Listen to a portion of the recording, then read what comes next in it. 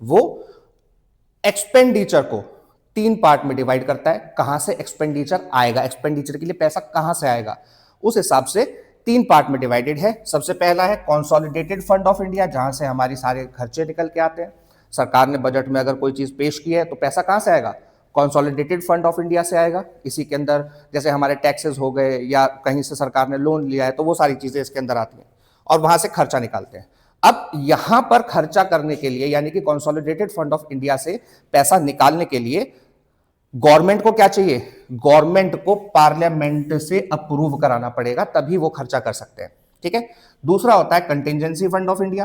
Contingency fund of India किस लिए create किया जाता है, फॉर अनफोर्सीन इमरजेंसीज। जैसे कोविड-19 आया है ना, कोविड-19 आया पेंडेमिक, तो उस समय पर एक इमरजेंसी सिचुएशन आ गई। इसके लिए सरकार ने पहले से खर्चा निकाल के तो नहीं रखा होगा कि कोविड-19 आएगा तो हम उसके ऊपर खर्चा करेंगे, उस में जो हमारा एक्सपेंस होगा यहां से करेंगे, है ना। तो ऐसी इमरजेंसीज के लिए, या कहीं वॉर हो जाती है, कहीं युद्ध हो जाता है, कुछ हो जाता है, तो ऐसी इमरजेंसीज के लिए कंटिजेंसी फंड ऑफ इंडिया में से पैसा निकाला जा सकता है। Expenditure is made by executive, later regularized by parliament. Parliament इसको बाद में रेगुलराइज करेगी, लेकिन एग्जीक्यूटिव पहले खर्चा कर लेगा। फिर होता है एक पब्लिक अकाउंट ऑफ इंडिया। ये पब्लिक अकाउंट ऑफ इंडिया क्या है, ये एक तरीके से ट्रस्ट है, एक तरीके का ट्रस्ट है। हमने गवर्नमेंट के ऊपर ट्रस्ट करके कुछ पैसा जमा किया होगा, पीएफ के तौर पे, स्मॉल सेविंग्स के तौर पे, ईपीएफओ है, तो ये सारे कहां जाते हैं, ये सारे जाते हैं पब्लिक अकाउंट ऑफ इंडिया में। यहां पर पैसा खर्च करने के लिए, यहां से पैसा निकालने के लिए गवर्नमेंट को पार्लियामेंट के अप्रूवल की कोई जरूरत नहीं होती है, क्योंकि यहां पर ट्रस्टी कौन है, यहां पर ट्रस्टी खुद गवर्नमेंट है। हमने गवर्नमेंट के ऊपर विश्वास करके पैसा रखा है, ठीक है, जो बाद में हमें वापस मिलेगा। आगे बढ़ते हैं। देखिए, एक तो वो 3 बाइफर्केशंस हो गए फंड के हिसाब से, है ना। अब फंड रिलीज कैसे होगा, उसके हिसाब से 2 पार्ट्स में डिवाइड किया गया है इसको। 2 पार्ट्स में कैसे डिवाइड किया गया है, एक है चार्ज्ड एक्सपेंडिचर। एग्जाम में बहुत बार पूछा जाता है कि चार्ज्ड एक्सपेंडिचर किसको बोलते हैं। चार्ज्ड एक्सपेंडिचर क्या है कि जैसे सुप्रीम कोर्ट के जजेस, हाई कोर्ट के जजेस, प्रेसिडेंट, सीएजी और interest on government loans, government loan के ऊपर जो इंटरेस्ट पे करना है, उसका जो पैसा है, उसके लिए कोई भी वोटिंग की जरूरत नहीं है पार्लियामेंट के अंदर। पार्लियामेंट के अंदर वोटिंग की जरूरत यहां पर क्यों नहीं है, to maintain the independency, to maintain the independency of these constitutional bodies, ताकि ये कॉन्स्टिट्यूशनल बॉडीज सरकार, पार्लियामेंट के दबाव में ना आ जाए, उनके दबाव में आके काम ना करें, इसलिए यहां पर कोई भी वोटिंग की जरूरत नहीं है। हाँ, इसके ऊपर संसद के अंदर डिस्कशन हो सकता है, लेकिन वोटिंग नहीं हो सकती, ठीक है। एक होता है वोटेड एक्सपेंडिचर। सरकार को वोट एक्सपेंडिचर करना है तो क्या करना पड़ेगा, लोकसभा में वोटिंग करा के उसको पास कराना पड़ेगा, ठीक है। प्रोसीजर क्या होगा, बिल उसका बजट का पैसे निकालने का क्या प्रोसीजर होगा कि फाइनेंस मिनिस्टर उसको पेश करेगा, दोनों हाउसेस के सामने उसको रखा जाएगा।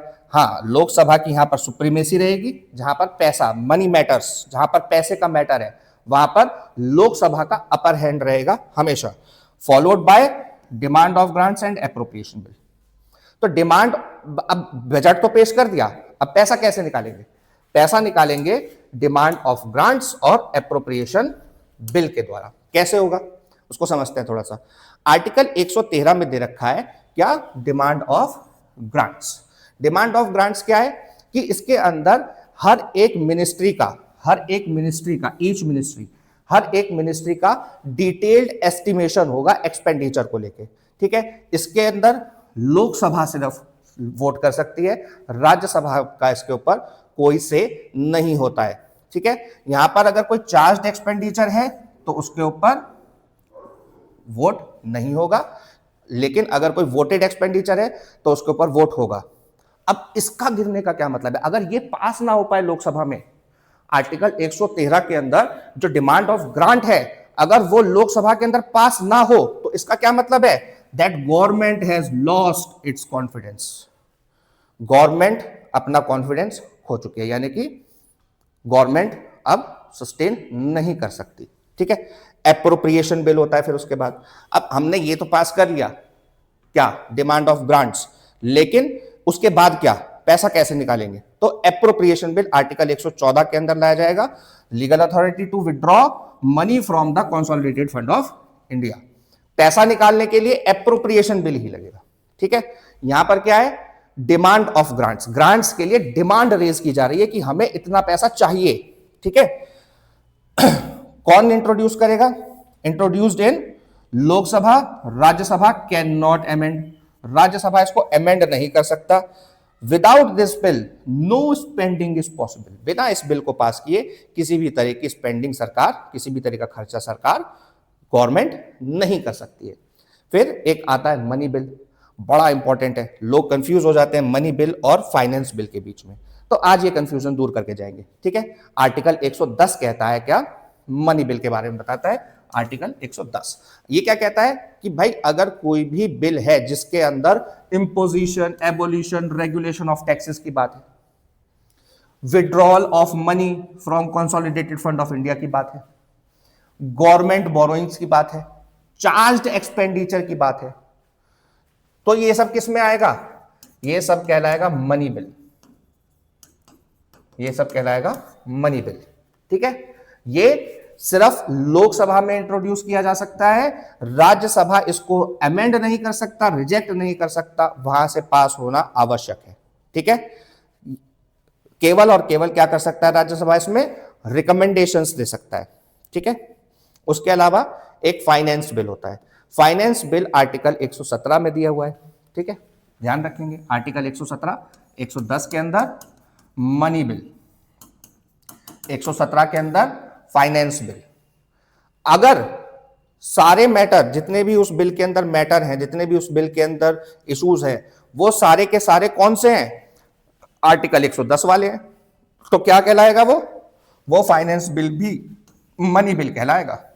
लेकिन अगर उसके अंदर कुछ ऐसे प्रोविजंस हैं जो कैसे हैं, प्लस अदर नॉन आर्टिकल 110, जो आर्टिकल 110 में नहीं दे रखे, ऐसे मैटर भी उसके अंदर अगर इंक्लूडेड हैं, तब वो फाइनेंस बिल कहलाएगा। फाइनेंस बिल बनते ही Rajya Sabha can amend and can reject also, तो राज्यसभा की यहां पर शक्ति आ जाती है फाइनेंस बिल के अंदर। ठीक है, अब यहां पर देखिए, every money bill is finance bill, but every finance bill is not a money bill, यानी कि हर मनी बिल क्या है? एक फाइनेंस बिल है, लेकिन हर फाइनेंस बिल मनी बिल नहीं है। अगर फाइनेंस बिल के अंदर आर्टिकल 110 के बाहर के मैटर्स भी हैं तो वो फाइनेंस बिल है, लेकिन अगर सिर्फ 110 के हैं तो वो मनी बिल है। ठीक है, याद रहेगा। इफ एनी क्वेश्चन अराइजेस, अगर ये क्वेश्चन अराइज होता है कि भाई ये मनी बिल है, कंफ्यूजन है कि ये मनी बिल है या फाइनेंस बिल है, तो लास्ट डिसीजन याद रखेंगे, एग्जाम में पूछा जाता है, speaker of the house, speaker of the Lok Sabha उसका फाइनल डिसीजन लेगा। ठीक है, आगे बढ़ते हैं। एक होता है vote of account. Vote of account क्या होता है कि अब सरकार, मान लीजिए बजट पास नहीं हो पाया टाइमली, है ना, तो सरकार को कहीं से तो खर्चा करने के लिए पैसा चाहिए होगा, तो उसके लिए होता है वोट ऑफ अकाउंट। ये अलाउ करता है गवर्नमेंट को टू टेम्परेरीली कुछ पैसा खर्च करने के लिए अलाउ करता है। ठीक है, generally 1/6 of the total expenditure मिलता है, और जनरली सिर्फ 2 महीने के लिए ये पैसा मिलता है। ठीक है, एक होता है सप्लीमेंट्री, एडिशनल या फिर एक्सेस ग्रांट, वो आर्टिकल 115 के अंदर दे रखा है। आर्टिकल 115 में क्या दे रखा है? Supplementary grant when amount sanctioned is insufficient. ठीक है, additional grant for new services not included earlier, excess grant when expenditure exceeds sanctioned amount approved after audit. अब इसको समझने की कोशिश करते हैं। मान लीजिए मेडिकल एक्सपेंसेस के लिए सरकार ने 100 करोड़ रुपए निकाले। ठीक है, 100 करोड़ रुपए निकाले। अब ये फंड अगर इनसफिशिएंट पड़ जाए, इनसफिशिएंट हो और फंड की जरूरत हो सरकार को, तो सप्लीमेंट्री ग्रांट। ठीक है, और अगर इसी के अंदर कोई नई सर्विसेज ऐड करनी हो, न्यू सर्विस, जैसे कोरोना के टाइम पे कई सारी नई सर्विसेज सरकार ने ऐड करी, जैसे क्वारंटीन सेंटर्स बनाए, तो उसके लिए क्या होगा, उसके लिए एडिशनल ग्रांट दी जाएगी। अगर सैंक्शन करा लिया है, 100 करोड़ रुपए सैंक्शन करा लिया है और 100 करोड़ रुपए में काम नहीं चल पा रहा, कुछ ज्यादा पैसा चाहिए, ऑडिट के बाद भी अगर एक्सपेंडिचर एक्सीड करता है सैंक्शन अमाउंट को, तब क्या करेंगे, तब एक्सेस ग्रांट करेंगे।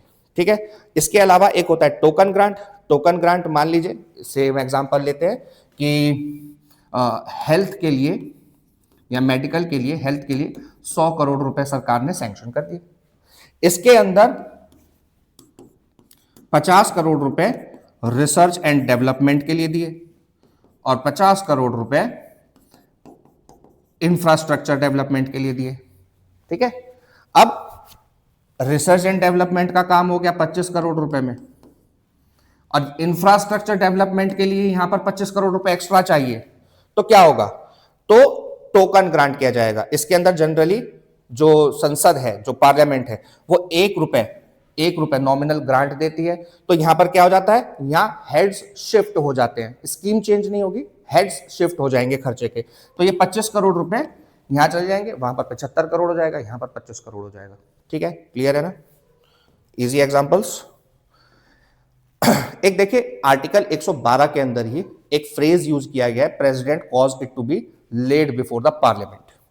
तो बजट यानी कि एनुअल फाइनेंशियल स्टेटमेंट जो है, यानी कि जो बजट है, वो कौन पेश करेगा, इफेक्टिवली वो प्रेसिडेंट ही पेश करेगा।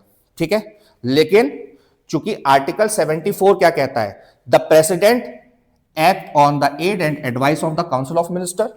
तो यहां पर क्या होगा, हम लोगों ने देखा फाइनेंस मिनिस्टर ने पेश किया, फाइनेंस मिनिस्टर ही हर बार पेश करते हैं। तो फाइनेंस मिनिस्टर क्या है, एग्जीक्यूटिव है, तो executive on behalf of president उसको पेश कर रहे हैं। ठीक है, तो अगर एग्जाम में क्वेश्चन पूछा जाता है हु इफेक्चुअली प्रेजेंट्स, तो hence constitutionally the act is attributed to president, though operationally done by the government. Operationally government करती है, लेकिन काम किसका है, काम प्रेसिडेंट का है। ठीक है, अब एक ये वर्ड बड़ा चर्चा में रहता है हर बार जब भी वो आता है, बिल बजट आता है, तो फिस्कल डेफिसिट कितना है, फिस्कल डेफिसिट कितना है। तो फिस्कल डेफिसिट क्या है, सबसे पहले ये देखते हैं। फिस्कल डेफिसिट है, जैसे अभी ये एस्टिमेट ही तो है, estimated expenditure and estimated income of the government for the financial year 26-27, उसके लिए एक एस्टिमेटेड बजट रखा गया, तो उसको बोलते हैं बजट।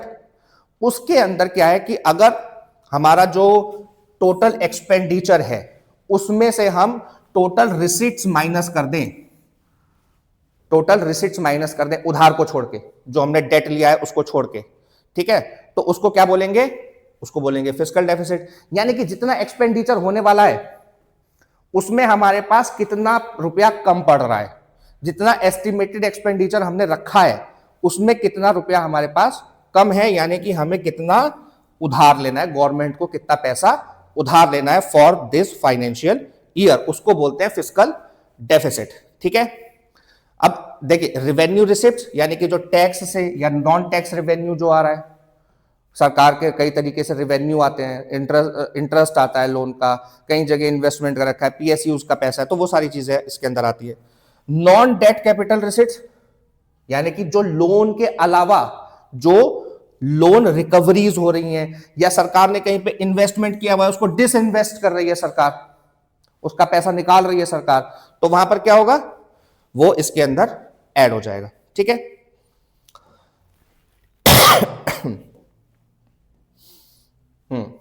तो हाई फिस्कल डेफिसिट, अगर फिस्कल डेफिसिट बहुत ज्यादा हो जाता है तो उसके नेगेटिव इंपैक्ट्स भी हमारी इकोनॉमी के ऊपर पड़ सकते हैं, जैसे इन्फ्लेशन बहुत ज्यादा बढ़ सकता है, लोग जो प्राइवेट इन्वेस्टमेंट करते हैं वो प्राइवेट इन्वेस्टमेंट लोग बाहर निकालने लगते हैं। इसके अलावा हाई इंटरेस्ट बर्डन हमारी जनता के ऊपर पड़ेगा, है ना, इंटरेस्ट हम लोगों को अगर ज्यादा उधार लेंगे तो हम लोगों को उधार ज्यादा, इंटरेस्ट ज्यादा देना भी पड़ेगा। ठीक है, लेकिन fiscal deficit is not inherently bad, context matters, हमेशा बुरा नहीं होता है। ठीक है, ये किस तरीके से काम आता है, why fiscal deficit is not bad, किस तरीके से काम आता है, काउंटर साइक्लिक टूल है। तो काउंटर साइकिल के अंदर जो इन्वेस्टमेंट कम ज्यादा होता है ना, साइकिलिक, तो उसके अंदर ड्यूरिंग इकोनॉमिक स्लो डाउन और रिसेशन, अगर इकोनॉमिक स्लो डाउन आ जाता है, रिसेशन आ जाता है, तो क्या होगा, प्राइवेट डिमांड गिर जाएगी। जब आपके पास पैसा ही नहीं होगा, इकोनॉमिक स्लो डाउन आ गया, आपकी इनकम कम हो गई, तो आप मार्केट में जाके डिमांड नहीं करोगे चीजों का, है ना। तो इससे क्या होगा, इससे डिमांड कम हो जाएगी, कंजम्पशन कम हो जाएगा, जिससे इकोनॉमिक स्लो डाउन और ज्यादा इंटेंसिफाई हो जाएगा। अब सरकार क्या करे, तो गवर्नमेंट क्या करती है, फिस्कल डेफिसिट से क्या करती है, फिस्कल डेफिसिट यानी कि उधार से increase spending and stimulate demand, demand को इंक्रीज करती है। यहां पर क्या होता है, यहां पर वेलफेयर स्कीम्स काम में आती हैं। वेलफेयर स्कीम्स जैसे कि उज्ज्वला योजना, 5 किलो राशन, ये सारी स्कीम्स जो हैं, ये सब क्या है, ये सब वेलफेयर स्कीम्स हैं। इनसे क्या करती है गवर्नमेंट, इनसे डिमांड को स्टिमुलेट करती है, डिमांड को बढ़ाती है, कंजम्पशन को बढ़ाती है, ठीक है। Prevent deeper contraction and job loss, deeper contraction यानी कि बहुत ज्यादा कॉन्ट्रैक्ट होने से, कंप्रेस होने से रोकती है इकोनॉमी को, और जॉब लॉसेस को प्रिवेंट करती है। अपना कैसे करके, एक्सपेंडिचर गवर्नमेंट अपना बढ़ा के, फिस्कल डेफिसिट बढ़ा के, ठीक है ना। तो प्रोडक्टिव कैपिटल एक्सपेंडिचर, अगर सरकार प्रोडक्टिव कैपिटल एक्सपेंडिचर में खर्चा कर रही है, जैसे इंफ्रास्ट्रक्चर है, हेल्थ सेक्टर है, एजुकेशन है, कैपिटल एसेट्स है, तो ये क्या लॉन्ग टर्म में जाके क्या करते हैं, लॉन्ग टर्म में ग्रोथ देते हैं, ठीक है। Increase future tax revenue, growth होगी तो आगे चल के टैक्स रेवेन्यू भी सरकार का बढ़ेगा, इनकम भी सरकार की बढ़ेगी, ठीक है। तो डेफिसिट हमेशा नुकसानदायक नहीं होता है, बस कब होता है, deficit is harmful mainly when it finances unproductive revenue expenditure. दो तरीके के एक्सपेंडिचर होते हैं, रेवेन्यू एक्सपेंडिचर और कैपिटल एक्सपेंडिचर, जिसको कैपेक्स बोलते हैं, उसके ऊपर भी अभी हम लोग आएंगे। और क्या करता है फिस्कल डेफिसिट, ऑटोमेटिक स्टेबलाइजर की तरह है इन डाउनटर्न्स, यानी कि जब इकोनॉमिक स्लो डाउन है उस समय टैक्स कलेक्शन कम हो जाएगा, है ना, और वेलफेयर स्पेंडिंग सरकार को बढ़ानी पड़ेगी। टैक्स कलेक्शन कम होगा, वेलफेयर स्पेंडिंग बढ़ेगी, यानी कि सरकार की इनकम कम होगी, एक्सपेंडिचर ज्यादा होगा, तो ऐसे समय में फिस्कल डेफिसिट नेचुरली बढ़ेगा to help stabilise the economy, ठीक है। ग्रोथ डेट रिलेशन, ये सबसे ज्यादा जरूरी है हमको देखना कि ग्रोथ डेट रिलेशन क्या है, किसका, फिस्कल डेफिसिट का।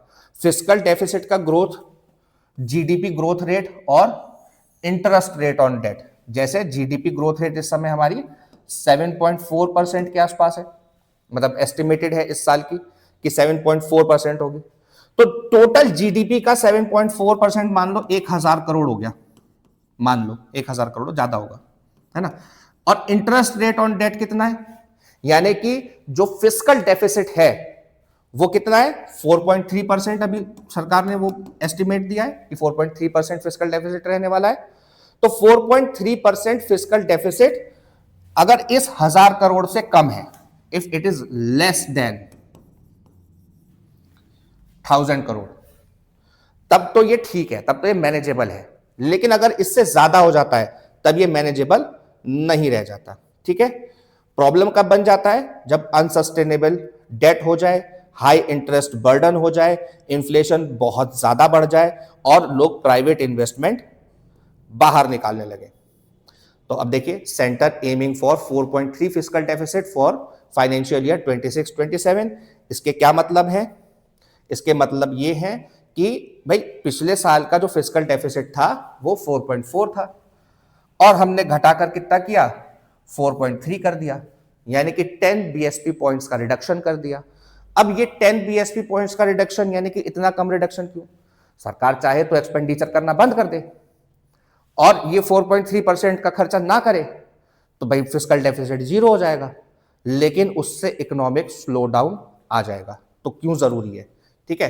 तो रेवेन्यू स्लो डाउन यानी कि gross tax to GDP ratio is easing, है ना, यानी कि जीडीपी के रेशो में जितना टैक्स आना चाहिए वो कम हो रहा है। Softer growth in income tax and corporate tax और उसके अंदर जो जितना राइज होना चाहिए था उतना राइज नहीं हो रहा है। With weaker revenue momentum, a sharp deficit cut would require expenditure compression. यानी कि सरकार को खर्चा कम करना पड़ेगा अगर क्या करना है, फिस्कल डेफिसिट जीरो करना है। लेकिन क्या वो फायदेमंद होगा, सवाल ये देखते हैं। कैपेक्स प्रोटेक्शन क्या होता है? कैपेक्स को प्रोटेक्ट करा इस बार गवर्नमेंट ने। इस बार का जो बजट आया ना, कैपिटल एक्सपेंडिचर को प्रोटेक्ट किया है। अब कैपिटल एक्सपेंडिचर को प्रोटेक्ट करने का क्या मतलब है कि यहां पर सरकार ग्रोथ चाहती है। ग्रोथ चाहती है यानी कि इंफ्रास्ट्रक्चर और बाकी उन सारी कैपिटल एक्सपेंडिचर के अंदर। कैपिटल एक्सपेंडिचर को भी अभी हम आगे समझेंगे। तो कॉन्सोलिडेटेड एंड ग्रेजुअल मैनर होना चाहिए। कैसा? जो फिस्कल डेफिसिट को कम किया जा रहा है ना, वो ग्रेजुअली होना चाहिए, एकदम से शार्प रिडक्शन नहीं होना चाहिए। अब यहां पर एक और पॉइंटर बड़ा इंपॉर्टेंट है।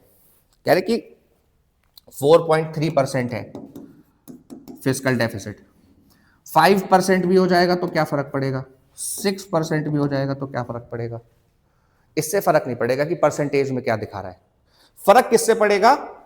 डेट टू जीडीपी, यानी कि हम अपने जीडीपी का कितना डेट ले रहे हैं। जीडीपी यानी कि एक फाइनेंशियल ईयर के अंदर जो हमारी इनकम हुई है उसका कितना परसेंट डेट हम ले रहे हैं। तो 55.6% सरकार ने कहा है कि इस बार हम 55.6% ऑफ जीडीपी लेंगे एज डेट। ठीक है, यानी कि फाइनेंशियल ईयर 31 तक के लिए हमारा टारगेट रखा गया है कि हमको कम करके 50% तक ले आना है। इसका क्या मतलब है कि अगर हम 100 रुपए कमा रहे हैं तो हम 55.6 रुपीज एज डेट ले रहे हैं उसमें। तो इतना डेट मैनेजेबल है। ठीक है, इजीली मैनेजेबल है। वही नॉमिनल जीडीपी ग्रोथ जो है वो इफेक्टिव इंटरेस्ट रेट से ज्यादा रहना चाहिए हमेशा। अगर वो कम हो जाता है, अगर इफेक्टिव इंटरेस्ट रेट ज्यादा हो जाता है, तब वो क्या हो जाएगा, तब वो हमारे लिए मुसीबत बन जाएगा। ठीक है, जब तक वो कम है तब तक वो ठीक है, सेफ वैल्यू में। फिस्कल क्रेडिबिलिटी, अच्छा एकदम से कम करने से क्या होगा? अगर हम फिस्कल डेफिसिट एकदम से कम कर दे, गवर्नमेंट एक्सपेंडिचर एकदम से घटा दे, तो मार्केट के अंदर जो लोग इन्वेस्टमेंट कर रहे हैं, फॉरेन इन्वेस्टमेंट आ रहा है, या हमारे भी जो प्राइवेट इन्वेस्टर्स हैं इंडिया के, वो भी इन्वेस्टमेंट कर रहे हैं, तो उसके ऊपर क्या असर पड़ेगा? वो लोग इन्वेस्ट करना बंद कर देंगे। क्यों? क्योंकि ऐसे में जो सेंटीमेंट है वो ये बनता है कि market is not reliable, market reliable नहीं है। तो प्रिडिक्टेबल होना चाहिए मार्केट वैल्यूज, प्रिडिक्टेबिलिटी के ऊपर लोग इन्वेस्ट करते हैं। Credible consolidation over sharp disruptive cuts. Sharp disruptive cuts से ज्यादा अच्छा क्या है कि हम क्रेडिबल कंसोलिडेटेड क्या करें, धीरे धीरे उसको कम करें। ठीक है, तो 10 बीएसपी पॉइंट्स का कट क्या है? Discipline without hurting growth. Growth को हर्ट के बिना हम क्या कर रहे हैं, डिसिप्लिन के साथ उसको कम कर रहे हैं। अब 2-3 बार ये टर्म आ चुकी है, बड़ी इंपॉर्टेंट है आप लोगों के एग्जाम पॉइंट ऑफ व्यू से भी। कैपिटल एक्सपेंडिचर और रेवेन्यू एक्सपेंडिचर क्या होता है और इनके बीच में क्या अंतर है? तो जहां पर क्रिएशन ऑफ फिजिकल और financial asset for reducing liability, या तो लाइबिलिटी को रिड्यूस करने के लिए या फिर कोई फिजिकल एसेट या कोई फाइनेंशियल एसेट क्रिएट करने के लिए जहां पर खर्चा किया जा रहा है, उसको बोलेंगे कैपिटल एक्सपेंडिचर। और रेवेन्यू एक्सपेंडिचर क्या होता है? जो एक तरीके से रेकरिंग होता है। रेकरिंग यानी कि for the normal running of government services, maintenance of existing assets, जैसे सैलरीज हो गई, पेंशन हो गई, इंटरेस्ट पेमेंट हो गया पब्लिक डेट के ऊपर, सब्सिडीज हो गई फूड फर्टिलाइजर के ऊपर जो सब्सिडीज सरकार देती है, वेलफेयर स्कीम्स जो सरकार निकालती है, वो सब क्या है? रेवेन्यू एक्सपेंडिचर है। Grant to state for revenue purpose, administrative and operational expenses, daily operational expenses, administrative expenses, court को चलाना है, सरकार को चलाना है, एग्जीक्यूटिव को चलाना है, सबकी सैलरीज जानी है, तो उन सब के लिए, थानों को मेंटेन, बहुत सारी खर्चे हैं सरकार के, तो उसको क्या बोलेंगे? Revenue expenditure. Revenue expenditure generally कैसा होता है? रेकरिंग होता है। भाई सैलरी देनी है तो हर महीने देनी है, पेंशन देनी है तो हर महीने देनी है, किसी इंफ्रास्ट्रक्चर को मेंटेन करना है तो उसमें हर महीने पैसा जाना है, किसी डेट का वो जाना है, इंटरेस्ट जाना है, डेट का इंटरेस्ट, ध्यान रखना, डेट का इंटरेस्ट रेवेन्यू एक्सपेंडिचर है, और डेट अगर हम चुका रहे हैं तो कैपिटल एक्सपेंडिचर है, क्योंकि वो क्या करेगा, वो सरकार की लायबिलिटी को रिड्यूस करेगा। ठीक है, तो वो कैपिटल एक्सपेंडिचर में आ जाएगा। तो यहां पर कैसा है, ये इमीडिएट कंजम्पशन ओरिएंटेड स्पेंडिंग है। ठीक है, और ये कैसी है, जैसे construction of roads, railways, ports, airport, infrastructure, irrigation, power, capital infusion in PSUs को पैसा देना, परचेज ऑफ डिफेंस इक्विपमेंट्स क्योंकि लॉन्ग टर्म चलने वाले हैं, है ना, एक तरीके से स्ट्रेटेजिक इन्वेस्टमेंट है वो। रीपेमेंट ऑफ गवर्नमेंट लोन्स, देखो यहां पर इंटरेस्ट अगर हम पे कर रहे हैं तो क्या है, वो रेवेन्यू एक्सपेंडिचर है, लेकिन अगर हम गवर्नमेंट लोन पे कर रहे हैं तो वो कैपिटल एक्सपेंडिचर है, क्योंकि ये क्या कर रहा है, reducing the liability of the government. ठीक है, इसका इकोनॉमिक इंपैक्ट क्या क्या होता है, हायर मल्टीप्लायर इफेक्ट, यानी कि आगे चल के ये हमको अच्छा रेवेन्यू देने वाला है, जबकि वो एक बार कंज्यूम होकर खत्म हो जाता है। क्राउड इन प्राइवेट इन्वेस्टमेंट, यानी कि लोग जो प्राइवेट इन्वेस्टमेंट है वो बढ़ता है इससे, है ना। Improve long term fiscal sustainability, वहां पर लॉन्ग टर्म इंपैक्ट बहुत कम होता है।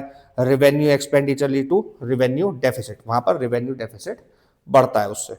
ठीक है, तो अब सरकार ने क्या किया, गवर्नमेंट ने क्या किया है, कैपेक्स स्केल अप, सबसे ऊपर हमको दिख रहा है कि कैपेक्स को क्या किया है, बढ़ाया है, कैपिटल एक्सपेंडिचर को इंक्रीज किया है। कैसे, अब यहां पे थोड़ा सा इनपुट हम लोग देख लेंगे। सोशल सेक्टर के लिए education allocation sees 14.21% hike to about 1.39 lakh crore. Infrastructure के अंदर 20,000 करोड़। ठीक है, मोबिलिटी के लिए 16 लाख करोड़। अब देखते हैं कैसे कैसे ये आगे हम लोग देखेंगे कैसे कैसे ये डिवाइडेड है। ठीक है, अब कैपेक्स स्केल अप का क्या मतलब है, the government an increase in government capital expenditure aimed at creating assets, raising long term productive capacity। ठीक है, तो इससे क्या होगा, ग्रोथ इंजन चलेगा, ग्रोथ का इंजन चलेगा, ग्रोथ आगे बढ़ेगी। ठीक है, तो कैपिटल एक्सपेंडिचर क्योंकि हाई मल्टीप्लायर इफेक्ट होता है इसका, तो किसके अंदर, कंस्ट्रक्शन के, मैन्युफैक्चरिंग, सर्विस के अंदर, इससे जॉब क्रिएशन भी होगा। जब सरकार कंस्ट्रक्शन करेगी, मैन्युफैक्चरिंग के अंदर पैसा इन्वेस्ट करेगी, सर्विसेज के अंदर पैसा इन्वेस्ट करेगी, तो लोगों को जॉब भी मिलेगी, है ना, तो जॉब हो गई। डायरेक्ट एम्प्लॉयमेंट मिलेगा कंस्ट्रक्शन वगैरह में, इनडायरेक्ट एम्प्लॉयमेंट भी मिलेगा, जैसे स्टील है और उन सबके जो कंपोनेंट्स निकल के आए मैन्युफैक्चरिंग से, तो उनको बेचने के लिए वो सारी चीजें हैं, वहां पर भी क्या होगा, जॉब क्रिएट होगी। प्राइवेट इन्वेस्टमेंट इससे बढ़ेगा, क्योंकि जब रोड बेटर होगी, पोर्ट एयरपोर्ट बेटर होगी, तो ईज ऑफ डूइंग बिजनेस होगा। ईज ऑफ डूइंग बिजनेस होगा तो क्या होगा, ईज ऑफ डूइंग बिजनेस होगा तो प्राइवेट इन्वेस्टमेंट बढ़ेगा, चाहे वो फॉरेन से आए चाहे वो इंडियन इन्वेस्टर हो। ठीक है, ठीक है, अब देखते हैं एक ये देखिए बड़ा इंपॉर्टेंट है, rare earth corridor to cut China imports. अभी इसी बजट में क्या किया है हमने, रेयर अर्थ कॉरिडोर के लिए एक बजट निकाला है। रेयर अर्थ कॉरिडोर क्या है, रेयर अर्थ कॉरिडोर के अंदर हमने कुछ स्टेट्स को आइडेंटिफाई किया है, जैसे उड़ीसा, केरला, आंध्र प्रदेश और तमिलनाडु। ये क्या है, ये मिनरल रिच स्टेट्स हैं। तो यहां पर हम क्या करेंगे, सपोर्ट करेंगे, गवर्नमेंट क्या करेगी, सपोर्ट करेगी किस चीज के लिए, रेयर अर्थ कॉरिडोर बनाने के लिए। रेयर अर्थ कॉरिडोर में क्या होगा, माइनिंग, प्रोसेसिंग, रिसर्च और मैन्युफैक्चरिंग, चारों चीजें होंगी। ठीक है, चाइना की, अच्छा यहां पर एक बड़ी इंपॉर्टेंट चीज है कि हम लोग जितना भी इंपोर्ट करते हैं, रेयर अर्थ जितना भी हम लोग इंपोर्ट करते हैं, उसमें 45% चाइना से आता है। देखिए दुनिया में, पूरी दुनिया में, ये जो ब्लू कलर में आपको दिख रहा है, ये पूरी दुनिया का है, और ये रेड कलर का जो दिख रहा है, ये सिर्फ अकेले चाइना का है। ये अकेले चाइना का प्रोडक्शन और ये वो है इंपोर्ट जो हम कर रहे हैं। ठीक है, तो चाइना के ऊपर डिपेंडेंस बहुत ज्यादा है, तो उस डिपेंडेंस को कम करने के लिए तो फिर ये क्या हो जाएगा, एक तरीके से स्ट्रैटेजिक इन्वेस्टमेंट भी है to reduce the dependence on China.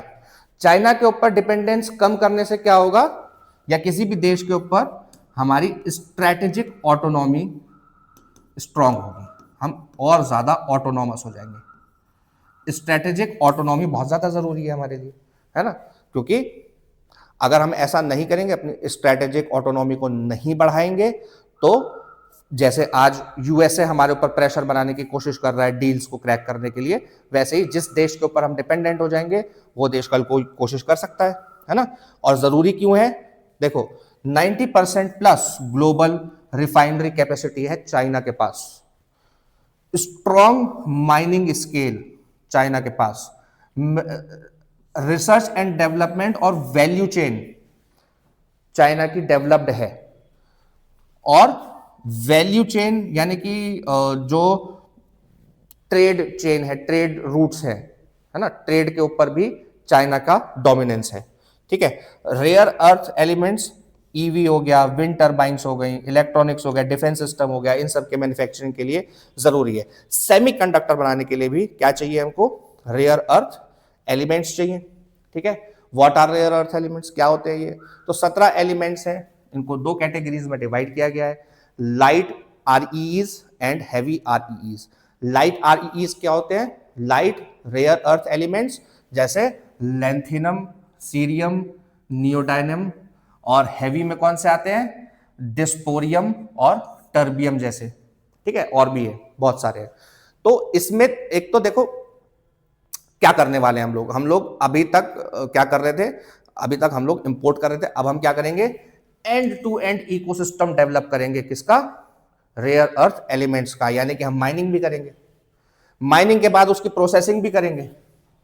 ये सबसे बड़ा प्रोसेसिंग, सबसे बड़ा बॉटलनेक है इस टाइम, सबसे बड़ी प्रॉब्लम है प्रोसेसिंग, क्योंकि इसके अंदर ना सिर्फ टेक्नोलॉजी, ना सिर्फ पैसा और एनर्जी भी लगती है, एनर्जी नीड्स भी इसकी, बहुत एनर्जी इंटेंसिव इंडस्ट्री है ये। ठीक है ना, मतलब बहुत ज्यादा इलेक्ट्रिसिटी चाहिए इसको। R&D भी करेंगे, material science, separation technology, separation technology बहुत इंपॉर्टेंट है। मैन्युफैक्चरिंग, परमानेंट अर्थ मैग्नेट्स और कंपोनेंट्स, इसकी manufacturing, logistic and skilling support, ये सारा सरकार इसमें देगी। की चैलेंजेस क्या है? रिफाइनिंग, वो मैंने आपको बताया। एनवायरमेंटल कंसर्न है, रेडियो एक्टिव प्रोडक्ट है, बहुत ज्यादा बड़ा ये कंसर्न है, क्योंकि हमने देखा कि झारखंड के अंदर जो जादूगोड़ा नाम की जगह है, वहां से यूरेनियम निकला, तो उसकी हैंडलिंग हमारी गवर्नमेंट ने इतनी पुअरली करी है कि वहां पर आप देखेंगे तो लोगों के अंदर डिफॉर्मिटीज आनी शुरू हो गई है, क्योंकि वहां पर यूरेनियम ऐसी सड़कों पर पड़ा हुआ आपको मिल जाएगा, रेडियो एक्टिव एलिमेंट है ना, ऐसे नहीं छोड़ सकते, सेफ डिस्पोजल उसका होना जरूरी है। तो इसके ऊपर हमें ध्यान देने की जरूरत है कि एनवायरमेंटल कंसर्न जो है, रेडियो एक्टिव प्रोडक्ट जो है, वो हम लोग ऐसे ही ना छोड़ दें। ठीक है, एक और इसमें दिक्कत है कि लॉन्ग जेस्टेशन पीरियड होता है। अगर मान लीजिए आपको कोबाल्ट की माइनिंग करनी है, तो कोबाल्ट की माइनिंग में ही आपको निकालने में 15 साल लग जाएंगे। ऐसा नहीं है कि आपने आज खोला और अगले साल निकालना शुरू कर दिया। तो गेस्टेशन पीरियड ही बहुत ज्यादा है इसके अंदर। Need for global partnership and sustainable R&D funding, तो ग्लोबल पार्टनरशिप हमको करनी पड़ेगी, रिसर्च एंड डेवलपमेंट हम लोगों को अपना स्ट्रॉन्ग करना पड़ेगा, वो सारी चीजें। ठीक है ना। एक ये सेमीकंडक्टर मिशन 2.0 हम लोगों इस वाले बजट में आया है। तो सेमीकंडक्टर, यही रेयर अर्थ एलिमेंट्स से बनने वाले सेमीकंडक्टर्स जो हैं, तो इसके अंदर सरकार ने अपना जो बजट है उसको डबल कर दिया है, यानी कि electronic components manufacturing scheme, electronic components की जो मैन्युफैक्चरिंग है उसकी स्कीम के अंदर सरकार ने अपना बजट 22,800 करोड़ से बढ़ा के 40,000 करोड़ कर दिया है ना। ऑब्जेक्टिव क्या है?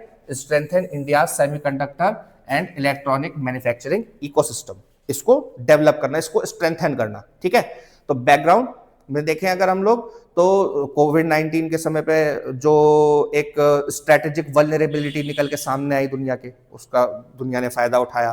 तो सेमीकंडक्टर्स आर क्रिटिकल फॉर, आपको पता ही है, electronics, EV, telecommunication, defence, AI, data centre अगर हमको बनाने तो भी इसके लिए इंपॉर्टेंट है क्या?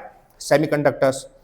तो सेमीकंडक्टर 1.0 क्या था और 2.0 क्या है, इनके अंदर डिफरेंस क्या है? 1.0 इंडिया सेमीकंडक्टर मिशन 1.0 जो था, उसके अंदर हमने चिप फैब्रिकेशन, असेंबल करना, उसको टेस्टिंग करना, उसकी पैकेजिंग करना, सिर्फ इसके ऊपर ध्यान दिया। ठीक है, इससे हमने क्या किया? इससे हमने एक मैन्युफैक्चरिंग बेस बनाया। फिर अब ISM 2.0 यानी कि इंडिया सेमीकंडक्टर मिशन 2.0 के अंदर क्या है? इसके अंदर हम लोग इक्विपमेंट मैन्युफैक्चरिंग तो करेंगे ही, साथ में material, wafer, gases, chemical inputs, ये सब बनाएंगे। डिजाइन, पूरा इंटेलेक्चुअल प्रॉपर्टी राइट होगा इंडिया के पास। सप्लाई चेन डेप्थ, यानी कि चाइना के ऊपर जो डिपेंडेंस है हमारी सप्लाई चेन को लेके, वो भी हमारी कम होगी। तो इलेक्ट्रॉनिक कंपोनेंट मैन्युफैक्चरिंग स्कीम अगर पूछे कोई क्या है, तो ये इंसेंटिव स्कीम है। यहां पर इंसेंटिव मिलता है किस चीज के लिए? इलेक्ट्रॉनिक कंपोनेंट की मैन्युफैक्चरिंग के लिए। ठीक है। Why double outlay components account for major value addition gap, India assemble electronics but imports part. हम लोग असेंबल करते हैं, लेकिन उसके जो पार्ट्स हैं वो तो हम चाइना से, वियतनाम से इंपोर्ट कर रहे हैं ना। तो ईएसएम सपोर्ट, कैपेसिटर, रेजिस्टर, सब assemblies, capital machinery for components, है ना। तो ये सब अगर हमारे पास होगा तो हम उसकी खुद मैन्युफैक्चरिंग कर सकेंगे। उसके अलावा मैंने आपको बोला कि डेटा सेंटर अभी हमारे लिए बहुत ज्यादा जरूरी है। ठीक है। तो सरकार ने क्या किया कि डेटा सेंटर, अगर कोई विदेश से यानी कि कोई फॉरेन इन्वेस्टमेंट करके इंडिया के अंदर डेटा सेंटर खोलना चाहता है, तो उसके लिए जीरो टैक्स। जीरो टैक्स, इसको क्या बोल रहे हैं? Long term tax holiday up to 2047। किसके लिए? Foreign company setting up data centres in India. Objective क्या है इसका? Make India global hub for data, cloud computing and AI driven services. तो एआई चलता किससे? डेटा से। तो डेटा चलता है तो डेटा सेंटर हमको चाहिए। ठीक है। अब बजट के अंदर क्या है? टैक्स हॉलीडे, यानी कि जो 300 करोड़ का एक वो था, थ्रेश होल्ड था, सेफ हार्बर था, उसको बढ़ा के कर दिया है 2000 करोड़ का। ऑटोमेटिक रूल बेस्ड अप्रूवल कर दिया है, यानी कि रेगुलेटरी सर्टेनिटी आ गई है, यानी कि अप्रूव कराने के लिए अब कुछ नहीं करना, ऑटोमेटिकली अप्रूव्ड है ये। ठीक है। उसके अलावा लोअर कंप्लायंस रिस्क, यानी कि रिड्यूस, अगर ऐसा होगा तो क्या होगा कि जो लिटिगेशन है, पेनल्टीज हैं, टैक्स अनसर्टेनिटीज हैं, तो वो सारी चीजें कम हो जाएंगी, है ना। सिंगल कैटेगरी ट्रीटमेंट, आईटी है या डेटा सर्विस है, उसको एक ही कैटेगरी के अंदर ट्रीट करेंगे, तो कॉमन सेफ हार्बर मार्जिन यहां पर मिल जाएगा। क्यों मैटर करता है ना? क्यों मैटर करता है? ताकि हम ग्लोबल कैपेसिटी सेंटर्स इंडिया के अंदर बना सके, आईटी जॉब क्रिएट होंगी उससे, domiciliation of global data and IT operations. तो इंडिया के अंदर ग्लोबल डेटा जो है, अब आपको यहां पर मैं बताऊं तो ग्लोबल डेटा का 20% डेटा इंडिया प्रोड्यूस तो करता है, लेकिन उसको कंट्रोल कितना करता है? मात्र 3%। 3% ही डेटा हम लोग क्या करते हैं? कंट्रोल करते हैं। यानी कि यहां पर हमारे पास क्या नहीं है? डेटा सोवरेनिटी नहीं है। तो डेटा सोवरेनिटी को बढ़ाने के लिए ये बहुत ही इंपॉर्टेंट है। ठीक है। अब एक ये बहुत ही इंपॉर्टेंट एक 2000 करोड़ का निकाला है पैकेज, किस चीज के लिए? कार्बन कैप्चर स्टोरेज स्कीम के लिए। बहुत इंपॉर्टेंट है। क्या है? CCUS, carbon capture utilisation and storage. ठीक है। अब यहां पर क्या होगा?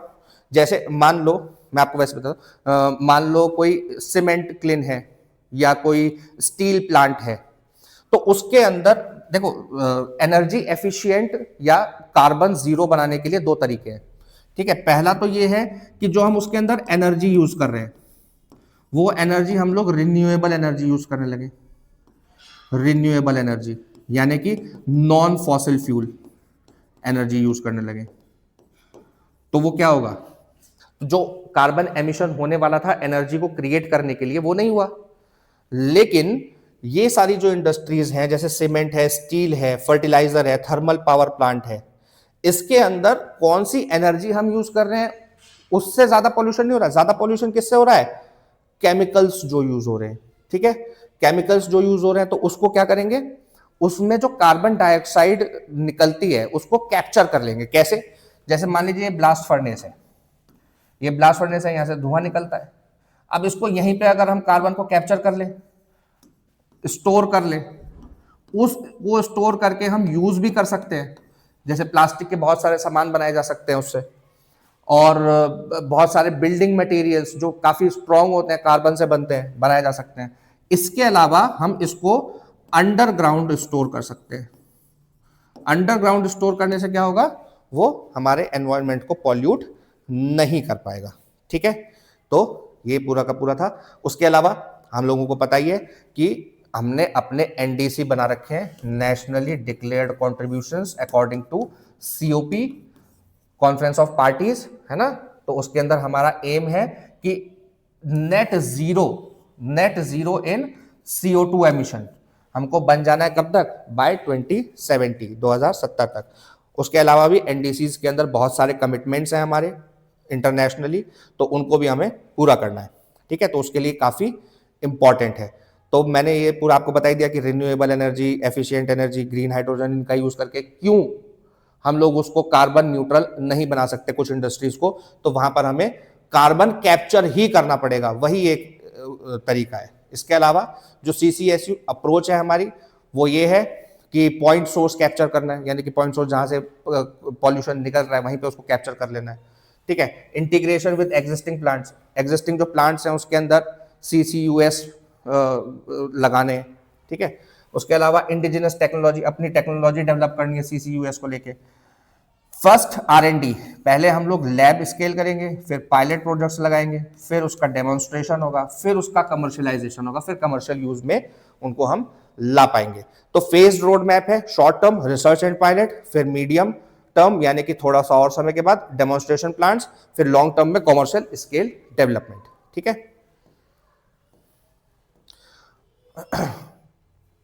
उसके अलावा देखिए, क्लीन एनर्जी को पुश करने के लिए गवर्नमेंट ने कुछ सब्सिडीज ना देते हुए उसको पुश करने के लिए क्या किया है कि अपनी ड्यूटीज को कम किया है, यानी कि कस्टम ड्यूटीज को उसके अंदर कट किया है, कम किया है। देखते हैं कैसे कैसे, ठीक है।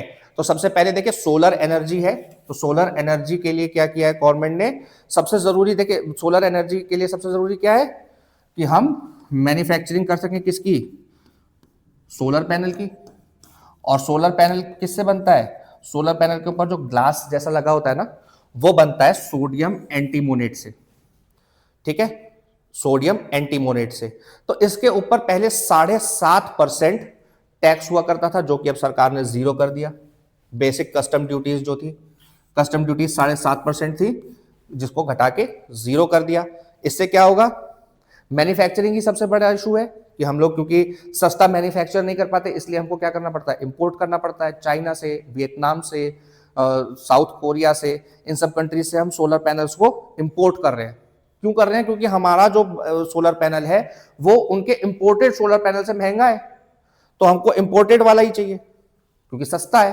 तो इंपोर्टेड के ऊपर अगर हमको अपनी डिपेंडेंस कम करनी है तो हमको क्या करना पड़ेगा, हमें अपना सस्ता करना पड़ेगा। तो सोडियम एंटीमोनेट, सोडियम एंटीमोनेट के ऊपर जो बेसिक कस्टम ड्यूटी थी उसको हटा दिया गया। सिग्निफिकेंस क्या है इसका, मैंने आपको बताया कि बॉटलनेक इनपुट, मतलब कि ये सबसे बड़ा बॉटलनेक है कि हम उसका ग्लास का मैन्युफैक्चर कर पाए विद लो कॉस्ट। तो इससे क्या होगा, lower cost of solar modules, faster scale up of domestic capacity, ठीक है।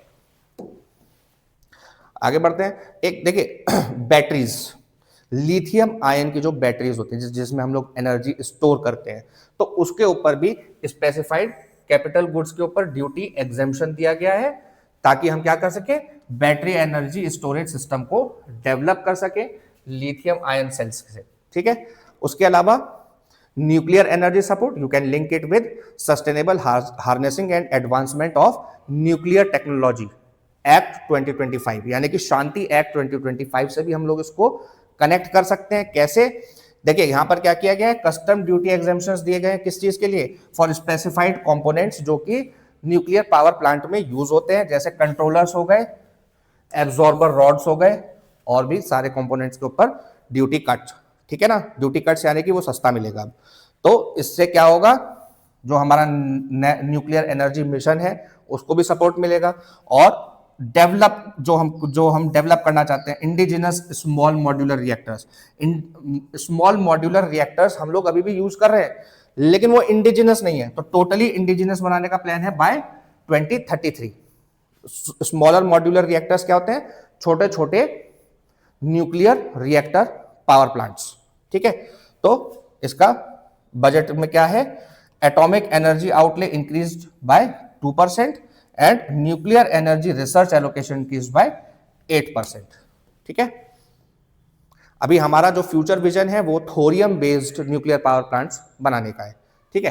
तो रिन्यूएबल एनर्जी, एक तो जैसे आप लोगों के घर के ऊपर जो वो लगे हुए हैं, सोलर पैनल्स लगे हुए हैं, ठीक है, तो उसको क्या, वो क्या है, पीएम सूर्य घर मुफ्त बिजली योजना, उसके अंदर 22,000 करोड़ का एलोकेशन किया है गवर्नमेंट ने, और ये टारगेट रखा है कि 1 करोड़ घरों में क्या लगाना है, रूफटॉप सोलर पावर प्लांट लगाना है। इससे क्या होगा, इससे जो क्लीन एनर्जी का प्रोडक्शन है वो डिसेंट्रलाइज हो जाएगा, गवर्नमेंट के हाथ में ही नहीं, यानी कि आप लोग भी क्या कर सकते हैं, क्लीन एनर्जी का प्रोडक्शन कर सकते हैं, उसको सपोर्ट करेगी गवर्नमेंट ये बजट निकाल के, और 1 करोड़ घरों में लगाने का टारगेट रखा है इन दिस फाइनेंशियल ईयर 26-27। ठीक है। तो ड्यूटी कट क्यों इंपॉर्टेंट है, क्योंकि फिस्कल प्रूडेंस है एक तरीके से, कि क्योंकि रिकरिंग रेवेन्यू एक्सपेंडिचर नहीं है, ये रेवेन्यू एक्सपेंडिचर रेकरिंग होता है, ये एक तरीके का कैपिटल एक्सपेंडिचर है, ये एक बार एक्सपेंडिचर कर दिया तो रेवेन्यू बर्डन हमारे पर कम पड़ेगा, रेकरिंग रेवेन्यू बर्डन कम पड़ेगा। मार्केट फ्रेंडली होता है, lets firms respond to price signals, तो फर्म्स अपना मार्केट के हिसाब से जो भी प्राइस है उसके हिसाब से वो सेट होता है, मार्केट के ऊपर छोड़ दिया जाता है इसके अंदर। और WTO कंपेटेबल भी है, अगर हम सब्सिडीज देते हैं, ये सब करते हैं, तो वो WTO जो बैठा है, वर्ल्ड ट्रेड ऑर्गेनाइजेशन, वहां उसके नियमों का हम उल्लंघन करते हैं, क्योंकि फिर हम कॉम्पिटिटिवनेस को कम कर रहे हैं सब्सिडीज देके। ठीक है, तो यहां पर ड्यूटी कट करके, यानी कि गवर्नमेंट को जो रेवेन्यू मिलना था उसे कट कर दिया सब्सिडी ना देकर, तो उससे भी क्या है कि मैन्युफैक्चरिंग को, मार्केट को पुश मिलेगा और चीजें आगे बढ़ेंगी। ठीक है, ठीक है। तो ये सब था कौन सी स्पेंडिंग, ये सब थी कैपेक्स, यानी कि कैपिटल एक्सपेंडिचर। अब हम बात करेंगे डिफेंस की, कि डिफेंस के ऊपर सरकार ने क्या किया है। तो डिफेंस के ऊपर सरकार ने अपना खर्चा, अपना एक्सपेंडिचर बढ़ाया है। डिफेंस के ऊपर खर्चा बढ़ाने में दिक्कत नहीं है, लेकिन खर्चा कहां पर हो रहा है उस चीज को हमें ध्यान में रखना पड़ेगा। अब यहां पर जैसे रिकॉर्ड डिफेंस आउटले आया है फॉर 7.85 लाख करोड़। ठीक है, तो ये क्या है, कैपिटल एक्सपेंडिचर कैपेक्स 22% से बढ़ाया गया है 2.19 lakh crore to accelerate modernisation. ठीक है, domestic procurement thrust 75% of capital acquisition embark for indigenous industry, Atmanirbhar Bharat, यानी कि इंडिजिनस इंडस्ट्री को डेवलप करने के लिए 75% ऑफ कैपिटल एक्विजिशन एम्बार्क किया गया। ठीक है, रैशनल। अब इसके पीछे कारण क्या है, देखिए, सबसे पहले तो जब हम डिफेंस इक्विपमेंट बाहर से खरीदते हैं, जब हम डिफेंस इक्विपमेंट्स को इंपोर्ट करते हैं, तो वो हमारे करंट अकाउंट डेफिसिट को बढ़ाता है। करंट अकाउंट डेफिसिट बढ़ेगा तो सीधे सीधे हमारी करेंसी की वैल्यू के ऊपर, हमारे देश के अंदर जो इन्वेस्टमेंट आ रहा है FDI के द्वारा, FII के द्वारा, उसके ऊपर सीधे सीधे इफेक्ट डालता है। ठीक है, तो उसको सॉल्व करने के लिए क्या, यहां पर इंडिजिनस, यानी कि अपनी टेक्नोलॉजी को डेवलप करने के लिए, स्वयं की खुद की टेक्नोलॉजी को डेवलप करने के लिए यहां पर बजट एलोकेशन किया गया है। और पोस्ट सिंदूर ऑपरेशन के बाद हम लोगों को यह भी पता चला कि बहुत सारी चीजें हमें डिफेंस सिस्टम में मॉडर्नाइज करने की जरूरत है, जैसे नेक्स्ट जेन फाइटर एयरक्राफ्ट्स की हमको बहुत ज्यादा जरूरत है, सबमरीन्स हैं, शिप्स हैं, UAV ड्रोन्स हैं, प्रिसिजन गाइडिंग म्यूनिशंस हैं, तो म्यूनिशंस हम लोगों को बहुत ज्यादा बनाने की जरूरत है। स्मार्ट वेपन्स चाहिए हमको, स्पेशलिस्ट व्हीकल चाहिए आर्मी के लिए, है ना, तो वो सब चीजें हैं उसके लिए। बाकी स्टॉक पाइल बढ़ाने के लिए अपने पास स्टॉक में होनी चाहिए चीजें, डिफेंस इक्विपमेंट्स अपने पास स्टॉक में हमेशा रहने चाहिए, तो उसको बढ़ाने के लिए, है ना। तो एक्सपेंडिचर शिफ्ट देखने को यहां पर मिला, एक ये चीज है, इस चीज को जरूर नोट करेंगे कि जो एक्सपेंडिचर शिफ्ट है वहां पर पेंशन का शेयर कम किया गया है, यानी कि पेंशन के ऊपर जो एक्सपेंडिचर होता था उसको कम किया गया है, लेकिन मॉडर्नाइजेशन कैपेक्स, कैपिटल एक्सपेंडिचर को यहां पर बढ़ाया गया है। ठीक है, अब इसका इकोनॉमिक लॉजिक सीधा सीधा आप लोगों को समझ में आ ही रहा होगा कि ग्रोथ मल्टीप्लायर है, इसलिए उसके ऊपर बढ़ाना जरूरी है ना। उसके अलावा देखिए, एक ये बड़ी इंपॉर्टेंट और बढ़िया स्कीम है जिसके ऊपर सरकार ने अपना पैसा खर्चा किया है, जो कि है सी प्लेन्स ऑपरेशन को लेके और ट्रेनिंग एयरक्राफ्ट और सी प्लेन ऑपरेशंस, सी प्लेन जो होते हैं ना, छोटे छोटे प्लेन्स, जिससे कि रीजनल कनेक्टिविटी बढ़ती है। जब हम टूरिज्म की बात करते हैं तो वो रीजनल कनेक्टिविटी को बढ़ाने का काम करते हैं, ट्रेनिंग का काम करते हैं। तो वो जब प्लेन्स हम लोग इंपोर्ट करते हैं, बाहर से लेके आते हैं, उनकी सर्विस होने के लिए भी बाहर जाता है। अगर कोई सर्विस चाहिए, रिपेयर चाहिए, ओवरहॉल चाहिए उसको, तो मेंटेनेंस के लिए वो फिर से बाहर जाएगा जहां से हमने खरीदा है, क्योंकि टेक्नोलॉजी ट्रांसफर सब देश नहीं करते हैं हमारे साथ, कुछ ही देश करते हैं। तो बेसिक कस्टम ड्यूटी घटाई गई है किसके ऊपर? Custom duty on components and parts used for manufacturing civil and training aircraft. तो सिविल और ट्रेनिंग एयरक्राफ्ट के जो मैन्युफैक्चरिंग पार्ट्स हैं उनको जब हम इंपोर्ट करते हैं तो उसके ऊपर सरकार ने अपनी ड्यूटी हटा दी है। और एग्जेम्पशन ऑन रॉ मटेरियल, है ना, अगर हम इंपोर्ट कर रहे हैं कोई रॉ मटेरियल किस चीज के लिए? मेंटेनेंस, रिपेयर, ओवरहॉलिंग के लिए, तो उसके ऊपर भी सरकार ने क्या किया है? एग्जेम्पशन दिया है। इंडिजिनस पुश, अपने इंडिजिनस सी प्लेन बनाने के लिए यहां पर पुश मिला है। वायबिलिटी गैप फंडिंग सी प्लेन ऑपरेशंस के लिए, है ना। पॉलिसी लिंकेज क्या है? इसको जरूर याद रखेंगे कि उड़ान स्कीम है गवर्नमेंट की पहले से, उस स्कीम को अब इसके अनुसार क्या किया जाएगा? मॉडिफाई किया जाएगा। बस कैबिनेट के अप्रूवल होते ही वो आ जाएगा, ठीक है। तो इससे क्या होगा? इससे होगा कि हमारी इंपोर्ट डिपेंडेंस घटेगी, यानी कि वही फिर से CAD, करंट अकाउंट डेफिसिट को हमें कम करना है, तो उसके लिए हमें अपने यहाँ मैन्युफैक्चरिंग को बूस्ट करना पड़ेगा। जॉब्स भी मिलेंगी लोगों को, जब मैन्युफैक्चरिंग होगी तो वहां पर लोग जॉब भी करेंगे, स्किल डेवलपमेंट होगा।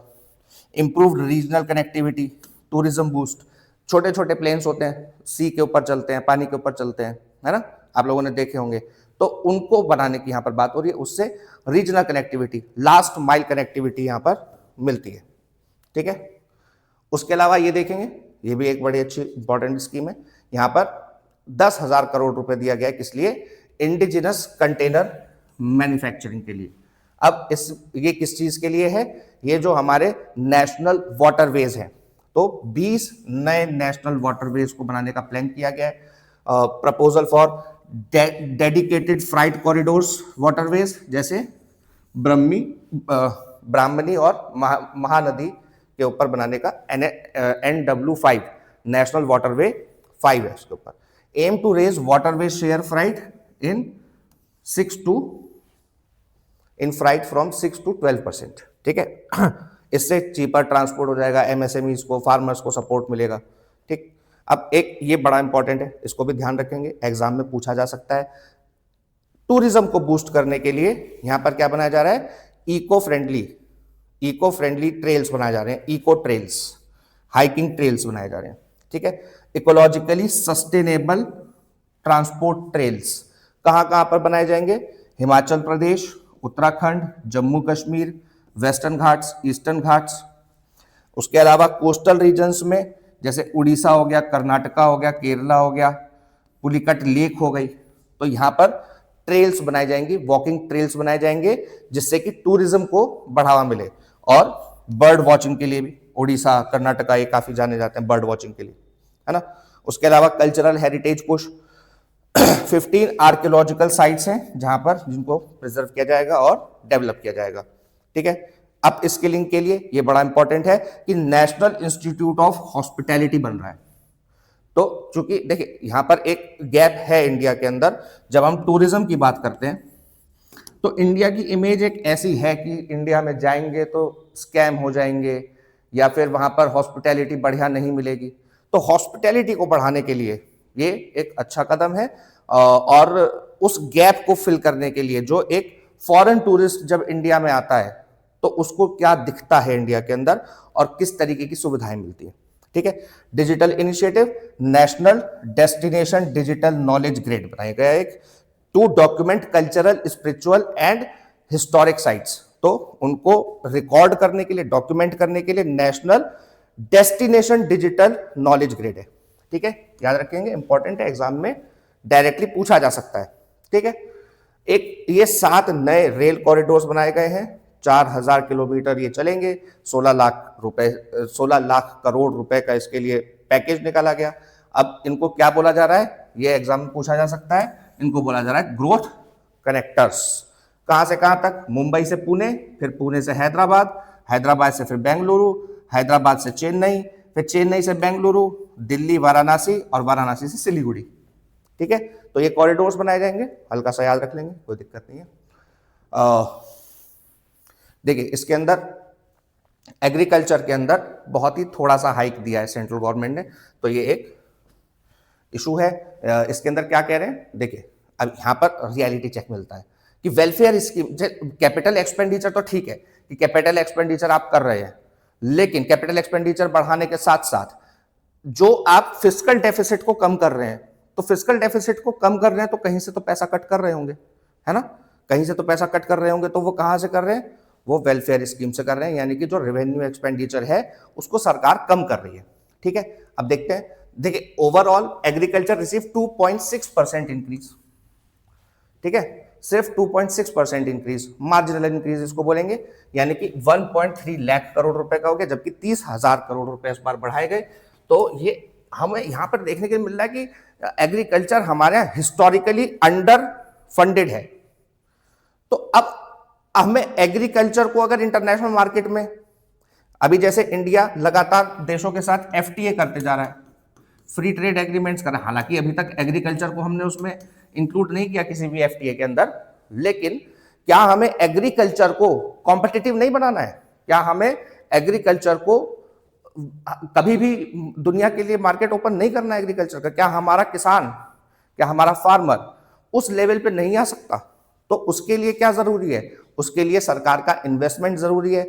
लेकिन देखते क्या है कि पीएम किसान सम्मान निधि 63,500 करोड़ पिछले साल भी था, 63,500 करोड़ इस साल भी है, पिछले साल ओवरऑल 1,27,000 करोड़ था, इस साल 1,30,000 करोड़ है ना, तो ये तो इन्फ्लेशन को भी बीट नहीं कर पा रहा, है ना, इन्फ्लेशन हो रहा है, प्लस पॉपुलेशन बढ़ रही है, तो पॉपुलेशन, इन्फ्लेशन, इन सब के कैलकुलेशन के हिसाब से ये उसको बीट नहीं कर पा रहा है, मतलब उसके एट पार नहीं है। हालांकि यहां पर 1,70,000 करोड़ रुपए 8.5% राइज करके दिया है, किसके लिए, फर्टिलाइजर सब्सिडी के तौर पे, लेकिन ये तो जरूरी थी ही, क्योंकि कॉस्ट कंट्रोल करना है, बेनिफिट इनडायरेक्ट है, तो इससे क्या है कि फार्म की सस्टेनेबिलिटी नहीं बढ़ती, फार्म की इनकम नहीं बढ़ती, है ना। उसके अलावा देखते हैं टारगेटेड क्रॉप्स को यहां पर 350 करोड़ रुपए दिया गया है, जो हाई वैल्यू क्रॉप्स हैं, जैसे कैश्यू हो गया, कोकोनट हो गया, सैंडलवुड है, उसके अलावा नट क्रॉप्स हैं, तो उनके लिए यहां पर 350 करोड़ रुपए का पैकेज दिया गया है।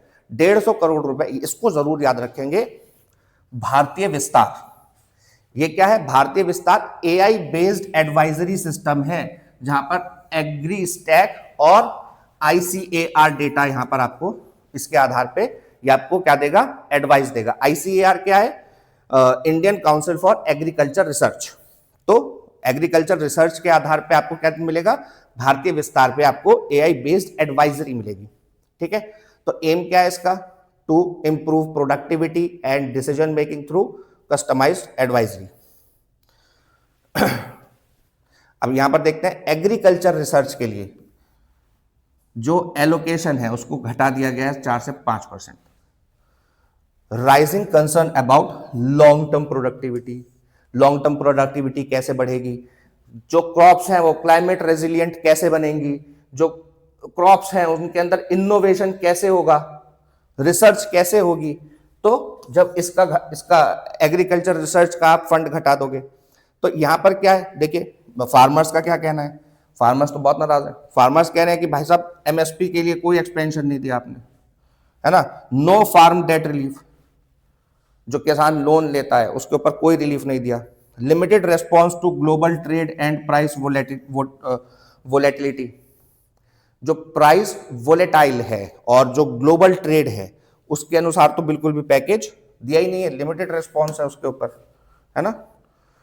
और एक ये देखते हैं labour intensive textile sector, textile sector के ऊपर भी बहुत प्रेशर है जब से ये ट्रम्प टैरिफ वाला सारा मुद्दा चला है ना, क्योंकि हम लोग टेक्सटाइल भी बहुत ज्यादा उनको एक्सपोर्ट करते थे, तो उसके लिए नई स्कीम लेकर आए हैं एमएसएमईज को सपोर्ट करने के लिए, ये एक अच्छी बात है, जिसमें 25% तक का इंक्रीज देखने को मिला है।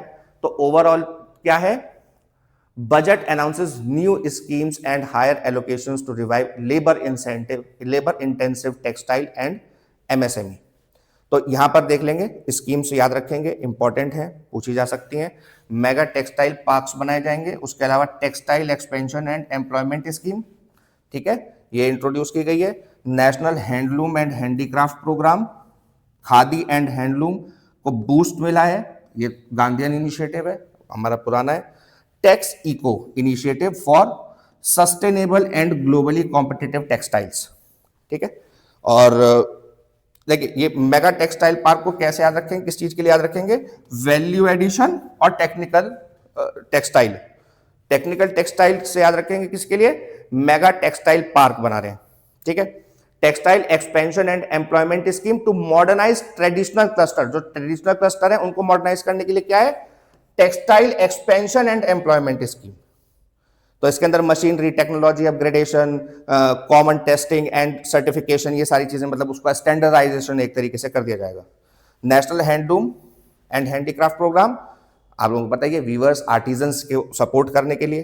खादी हैंडलूम हमारा पुराना है ही। Tech eco initiative, sustainable global.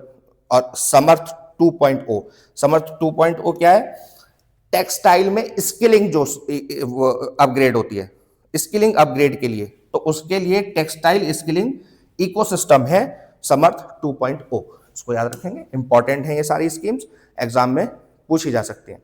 MSME के लिए क्या है, एमएसएमई के लिए रिवाइवल ऑफ 200, यहां पर एलोकेशन को बढ़ाया, डबल किया है लगभग एलोकेशन का, 200 लीगेसी इंडस्ट्री क्लस्टर्स को रिवाइव करने की बात की जा रही है। 10,000 करोड़ रुपए small and medium enterprise growth fund की तरह, ठीक है। उसके अलावा top up self reliant India 2,000 crore रुपए for risk capital of micro units, risk capital की तरह 2,000 करोड़ रुपए सेल्फ रिलायंट, आत्मनिर्भर भारत में, ठीक है। उसके अलावा credit guarantee, invoice discounting, invoice discounting ये बड़ा इंपॉर्टेंट टॉपिक है। जैसे ये है TReDS, trade receivable discount scheme, इसको मैंडेटरी कर दिया गया है किसके अंदर, सीपीएसई, यानी कि सेंट्रल पब्लिक सेक्टर एंटरप्राइजेस, जो एमएसएमई से सामान खरीदेंगे। इसके नियम है कि 25% टारगेट होता है कि 25% जितनी भी, जैसे ओएनजीसी है, ओएनजीसी क्या है, सीपीएसई है, central public sector enterprise, ONGC है, गेल है, भेल है, बीएचईएल है, उसके अलावा भी बहुत सारी है, सेल है ना, स्टील अथॉरिटी इंडिया लिमिटेड, ठीक है। तो ये सब इनका टारगेट होता है कि 25% इनको कहां से खरीदना है, एमएसएमई से खरीदना है। क्या मैंडेटरी कर दिया गया, ट्रेड्स मैंडेटरी कर दिया गया। ट्रेड्स क्या है, ट्रेड्स में क्या है कि जैसे मान लीजिए मैं एमएसएमई हूं, मुझे सामान बेचना है, तो मैं क्या करूंगा, मैं सामान आपको दे दूंगा, आपको उस समय पेमेंट नहीं करना है। आपको क्या करना है, आपको बैंक में, या फिर मुझे पैसा कहां से मिलेगा, मुझे पैसा मिलेगा बैंक से, या फिर एनबीएफसी से, नॉन बैंकिंग फाइनेंशियल कॉर्पोरेशन से, इंस्टीट्यूशन से, वहां से मुझे पैसा मिल जाएगा। वो डिस्काउंट करके मुझे पैसा दे देंगे, और जो सेलर है वो पैसा कहां जमा करेगा, जो बायर है, सॉरी सेलर तो मैं हूं, मुझे पैसा मिल गया, जो बायर है, जो सीपीएसई है, ये पैसा बैंक में या एनबीएफसी में जमा कर देंगे, तो उससे डिस्काउंटेड मेरे को पैसा मिल जाएगा, जल्दी पैसा मिल जाएगा, और मेरे पास एक वर्किंग कैपिटल होगा। एज एमएसएमई सबसे जरूरी चीज क्या होता है कि वर्किंग कैपिटल उसके पास हो, ठीक है। GeM linked with TReDS, GeM क्या है, government e market, e market place. तो गवर्नमेंट के ई मार्केट प्लेस से, यहां से क्या होता है, जेम से आपका इनवॉइस क्रिएट हो जाएगा, है ना। तो इनवॉइस क्रिएट हो जाएगा, तो receivable to tradeable as asset backed securities, तो जितनी भी ट्रेडेबल्स होंगे ना, वो एसेट बैक्ड, एसेट होना चाहिए, उससे बैक्ड जो सिक्योरिटीज हैं, एसेट की जो सिक्योरिटीज हैं वो ही जमा करनी है, ठीक है। तो इससे बूस्ट मिलेगा मार्केट को। Marginal hike for social justice and tribal affairs, social justice and tribal affairs के लिए मार्जिनल हाइक यहां पर दिया है, इसको देखेंगे थोड़ा सा, है ना। ओवरऑल एलोकेशन देखेंगे, social justice empowerment and tribal affairs remain largely flat, largely flat, कोई इसमें बढ़ोतरी नहीं किया गवर्नमेंट ने। तो देखेंगे सोशल जस्टिस एम्पावरमेंट 13,000। आप लोगों को ये डेटा याद रखने की जरूरत नहीं है कि कितना हजार करोड़ कितना लाख करोड़ किस स्कीम में दिया गया। आपको लोगों को ट्रेंड हल्का सा पता होना चाहिए कि सरकार गवर्नमेंट की स्कीम्स का ट्रेंड किस तरफ जा रहा है। क्या वो कैपिटल एक्सपेंडिचर बढ़ा रहे हैं, क्या वो सोशल वेलफेयर बढ़ा रहे हैं, यानी कि रेवेन्यू एक्सपेंडिचर बढ़ा रहे हैं, तो वो किस तरीके से अपना एक्सपेंडिचर कर रहे हैं, वो आप लोगों को ट्रेंड ध्यान में रहना चाहिए। ठीक है, तो इतनी लंबी क्लास का यही मकसद है।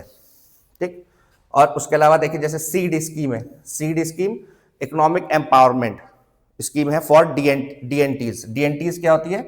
डी नोटिफाइड ट्राइबल्स जो होते हैं, जो नोटिफाइड ट्राइबल्स नहीं है उनके लिए यहाँ पर थोड़ा सा पैसा बढ़ाया है 616 करोड़ से 161 करोड़ से बढ़ा के 101 करोड़ किया है। ठीक है, उसके अलावा अटल वयो अभ्युदय योजना फॉर सीनियर सिटीजन्स के लिए तो यहां पर थोड़ा सा पैसा बढ़ाया 100 करोड़ रुपए, लेकिन इन्फ्लेशन को देखते हुए, पॉपुलेशन के इंक्रीज को देखते हुए इसको हम लोग मार्जिनल हाइक ही बोलेंगे, बहुत हल्का सा बढ़ाया है। उसके अलावा देखेंगे मेजर सबसे ज्यादा पैसा कहां पर बढ़ा है? एकलव्य मॉडल रेजिडेंशियल स्कूल, तो ट्राइबल्स के लिए, ट्राइबल स्टूडेंट्स के लिए ये जो स्कूल मॉडल है इसी के अंदर सारा पैसा खर्च किया गया। Pushing welfare towards the state, एक ये बहुत बड़ी प्रॉब्लम है इस टाइम पे कि सेंट्रल गवर्नमेंट जो है ना, सेंट्रल गवर्नमेंट लेजिस्लेशन अपने हाथ में रख रही है। लेजिस्लेशन, नॉर्म्स कैसे बनेंगे, कैपेक्स कितना होगा, है ना, कैपेक्स कहां पर करना है, कैपिटल को एक्सपेंडिचर कहां करना है, ये सारी चीजें सेंट्रल गवर्नमेंट अपने हाथ में रख रही है। लेकिन वेलफेयर किसके हाथ में दे रही है? वेलफेयर कह रही है कि स्टेट करेगा। वेलफेयर पे खर्चा कौन करेगा? स्टेट करेगा। ठीक है, तो अब देखिए बजट देख के हमको सीधे सीधे पता चल रहा है कि बहुत ही थोड़ा सा इंक्रीज किया या फिर ऑलमोस्ट स्टैग्नेंट ही बोला जाएगा इन्फ्लेशन को देखते हुए। Health, education, nutrition, social securities के ऊपर सेंट्रल गवर्नमेंट का जो बजट आया उसमें जो खर्चा है, ठीक है, many centrally sponsored scheme show lower revised estimate than budget estimate से भी कम रिवीजन को रिवाइज किया गया है। पुअर एक्चुअल स्पेंडिंग तो पुअर है ही। उसके अलावा देखेंगे ट्रेंड क्या है कि 2015 के बाद से जो कॉस्ट शेयरिंग रिफॉर्म है उसको चेंज कर दिया गया है ना। कॉस्ट शेयरिंग की जैसे कि पहले मोस्टली जो जितनी भी वेलफेयर स्कीम थी उसमें मोस्टली एक्सपेंडिचर जो होता था वो सेंट्रल गवर्नमेंट किया करती थी, है ना। अभी क्या कर दिया है? अभी कह रहे हैं कि 60% जो है वो सेंट्रल गवर्नमेंट करेगी और 40% जो है वो स्टेट गवर्नमेंट करेगी। अब यहां पर एक बहुत बड़ा कंस्ट्रेन है, क्या कि भाई जो सेंट्रल गवर्नमेंट है, देखिए रिवेन्यू के जितने भी साधन हैं वो ज्यादातर किसके पास है? सेंट्रल गवर्नमेंट के पास है। स्टेट गवर्नमेंट्स का यहां पर एक और एलिगेशन है कि स्टेट गवर्नमेंट के ऊपर आप खर्चा तो डाल दे रहे हो जबकि हमारे पास रिवेन्यू क्रिएट करने के रिसोर्सेज कम है सेंट्रल गवर्नमेंट के मुकाबले। आप हमारे ऊपर वेलफेयर स्कीम का पैसा का खर्चा तो डाल दे रहे हो, लेकिन जो नॉन डिविजिबल पूल है, non divisible pool of taxes जो है, टैक्सेस जो कि नॉन डिविजिबल पूल में आते हैं, यानी कि जहां पर टैक्सेस को सेंट्रल गवर्नमेंट को स्टेट गवर्नमेंट के साथ डिवाइड नहीं करना पड़ता, उनको यहां पर बढ़ाया जा रहा है और डिविजिबल पूल के टैक्सेस को घटाया जा रहा है। नॉन डिविजिबल पूल में कौन से आते हैं? जैसे सेस हो गए, है ना। तो सेस को तो एक तो जो सेस है उसको वहीं पर यूज किया जा सकता है जिस काम के लिए लिया जा रहा है। जैसे अगर स्वच्छ भारत सेस है तो उसको स्वच्छ भारत के लिए ही खर्चा किया जा सकता है, सैनिटेशन के लिए, उस काम के लिए उसका खर्चा किया जा सकता है। और उसके अलावा सरचार्ज, जितने भी सर चार्जेस लगते हैं वो सब भी नॉन डिविजिबल पूल में जाते हैं। तो एक तो स्टेट गवर्नमेंट कह रही है कि वहां पर आपने हम जो डिविजिबल पूल है उसको कम कर दिया। उसके अलावा अभी फाइनेंस कमीशन की रिपोर्ट आई थी जिसमें फाइनेंस कमीशन ने कहा था कि 41% शेयर स्टेट गवर्नमेंट को मिलना चाहिए, जो कि कम है, जो कि ऑलरेडी कम है। इसको भी घटा के 36-37% कर दिया है गवर्नमेंट ने, 36-37% ही शेयर किया, भी आ जाएगा, है ना, कितना एग्जैक्टली किया है। तो यहां पर सेंट्रल स्टेट गवर्नमेंट्स का यहां पर यही कहना, देखिए 34% कर दिया है, सॉरी 36-37 नहीं 34% कर दिया है। Share in total tax revenue 34%। Below finance commission 41% recommendation. Finance commission ने रिकमेंडेशन दी थी कि 41% कम से कम मिलना चाहिए स्टेट गवर्नमेंट्स को, उसको भी घटा के 34 कर दिया।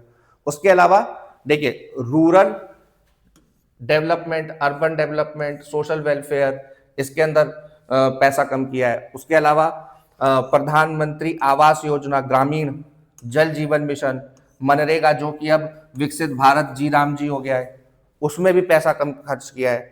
उसमें भी पैसा क्या किया, कंप्रेस हुआ है। ठीक है, कंप्रेशन देखने को मिला है यहाँ पर। तो social sector are demand driven. ठीक है, तो डिमांड ड्रिवन होते हैं। जो काउंटर साइक्लिक इन्वेस्टमेंट्स हैं, स्पेंडिंग्स हैं, उसके ऊपर ज्यादा ये निर्भर करते हैं, है ना।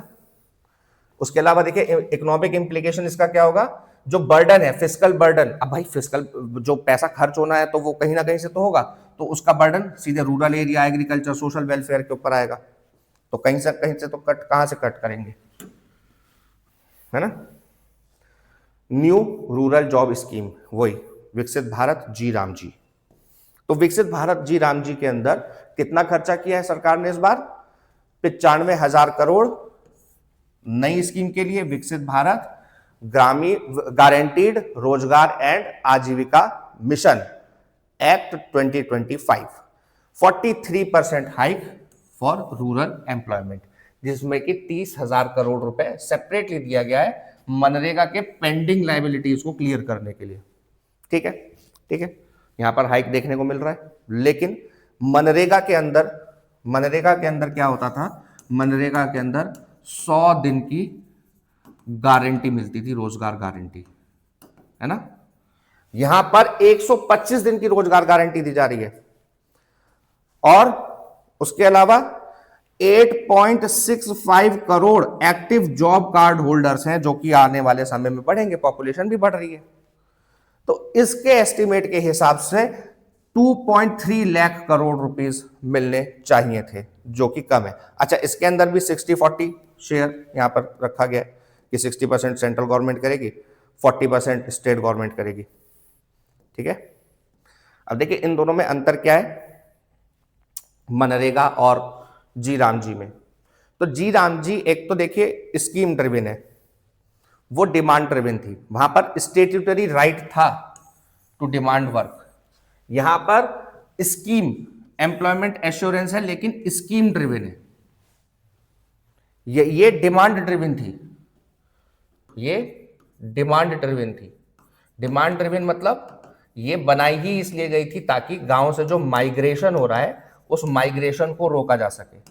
जो शहरों की तरफ लोग रोजगार के लिए माइग्रेट करते हैं उनको गांव में ही रोजगार मिले, जहां डिमांड है वहां पर उसको रोजगार मिले। ये सप्लाई ड्रिवन है, जहां रोजगार मिल रहा होगा वहां पर जाना पड़ेगा। तो बेसिक जो उसका वो है वो खत्म हो गया एक तो, है ना, बेसिक जो उसका क्रक्स था। ठीक है, उसके अलावा मैंने आपको बता ही दिया इनसफिशिएंट है, 60-40 का यहाँ पर शेयरिंग है, वहां पर मोस्टली सेंट्रल गवर्नमेंट ही फंड किया करती थी। ठीक है, scheme to support livelihood assistive device for person with disabilities. तो यहां पर दो नई स्कीम आई है, इन दो नई स्कीम्स का नाम याद रखेंगे। दिव्यांगजन कौशल योजना, नाम से ही पता चल रहा है स्किल ट्रेनिंग के लिए, स्किल डेवलपमेंट के लिए, ताकि वो अपनी लिवलीहुड, डिग्निफाइड लिवलीहुड को कमा सके। उसके अलावा दिव्यांग सहारा योजना, तो यहां पर सहारा देने की बात कर रहे हैं, तो असिस्टिव टेक्नोलॉजी मार्ट्स को डेवलप किया जाएगा ताकि उनको सहारा दिया जा सके। तो सहारा योजना में उनके असिस्टेंस की बात की गई है। ठीक है, उसके अलावा देख लीजिए बजट एलोकेशन को हमें ज्यादा ध्यान रखने की जरूरत नहीं है, बस इतना साल का सा नई स्कीम्स के बारे में आप लोगों को पता होना चाहिए। बजट प्रोवाइड्स, अच्छा ये लड़कियों के लिए नई स्कीम है ना, शी मार्ट्स। तो ये दो चीजें हैं यहाँ पर, एक तो गर्ल्स हॉस्टल बनाए जाएंगे, जो लड़कियां पढ़ने के लिए आ रही हैं, हायर एजुकेशन के लिए आ रही हैं, तो उनके लिए safe accessible accommodation for higher education. ठीक है, उसके अलावा शी मार्ट्स बनाए जाएंगे। शी मार्ट्स क्या होंगे, she marts community owned retail outlets होंगे जो महिलाओं को दिए जाएंगे। ठीक है, तो लखपति दीदी इनिशिएटिव की सफलता के बाद अब इसके ऊपर सरकार पैसा खर्च करने जा रही है, इसको बनाने जा रही है, डेवलप करने जा रही है। ठीक है, ध्यान रखेंगे, दोनों इंपॉर्टेंट स्कीम्स हैं, एग्जाम्स में पूछी ही जाएंगी। इसके अलावा आगे चलते हैं, more money and new scheme for live stocks, fisheries के लिए नई स्कीम्स आई हैं, ये सारी चीजें हैं। फिशरीज के लिए इतना कितना कितना 2,761 करोड़ रुपए, वो इंपॉर्टेंट नहीं है कितना रुपया खर्च किया, है ना। तो फिशरीज को और लाइव स्टॉक हस्बेंड्री को यहाँ पर बढ़ावा देंगे, यहाँ पर 21% का इंक्रीज है, इसको ध्यान रखेंगे हल्का सा बस। अब ये चीज इंपॉर्टेंट है, what does the budget offer to urban India. Urban India के लिए क्या है, देखिए आप ऊपर हमने देखा कि इंफ्रास्ट्रक्चर के ऊपर सरकार पैसा खर्च कर रही है, कैपेक्स बढ़ा रही है अपना, कैपिटल एक्सपेंडिचर, है ना। तो कैपिटल एक्सपेंडिचर बढ़ा रही है तो भाई सर्विस कहां से आएंगी, सर्विस भी तो चाहिए हमको। तो सर्विस के लिए यहां पर 11% का कट, यानी कि 96,777 करोड़ से घटाकर 85,522 करोड़ रुपए। उसमें भी जो मेजर खर्चा है वो हो रहा है मेट्रो के ऊपर। 1/3 of total urban outlay is going for metro construction। उसके अलावा देखेंगे, देखिए everyday urban service face cuts, Amrut योजना, वाटर एंड सीवेज, अभी एमपी के अंदर वाटर क्राइसिस हुआ हाल फिलहाल में, है ना, आप लोगों ने सुना होगा, लोग पानी पी के मर गए, साफ पानी नहीं मिल रहा है लोगों को, और यहां पर अमृत योजना में कट किया जा रहा है। पीएम आवास योजना अर्बन, इसके अंदर सिग्निफिकेंट कट किया गया है। स्वच्छ Bharat mission urban, sharp roll back. अब आपने इंफ्रास्ट्रक्चर तो बना दिया आपके ईज ऑफ डूइंग बिजनेस के नाम पे कि यहां पर इन्वेस्टमेंट आएगा, लेकिन इन्वेस्टमेंट जब करने कोई आएगा और सड़क पर कूड़ा पड़ा होगा, स्वच्छ भारत नहीं होगा, सैनिटेशन नहीं होगा, तो फिर कैसे वो इन्वेस्ट करेगा, है ना। तो रिजल्ट इसका क्या होगा, urban policy remains transport heavy, service light, services light है, ट्रांसपोर्ट हैवी है। उसके अलावा देखेंगे, देखिए यहाँ पे मैंने आपके लिए पॉइंटर्स निकाले हैं कि स्क्यूड प्रायोरिटीज, है ना, बस सिस्टम, वॉकिंग, इन सब के ऊपर हम लोग ध्यान नहीं दे रहे, हम सिर्फ मेट्रो के ऊपर ध्यान दे रहे हैं कि मेट्रो बन जाए।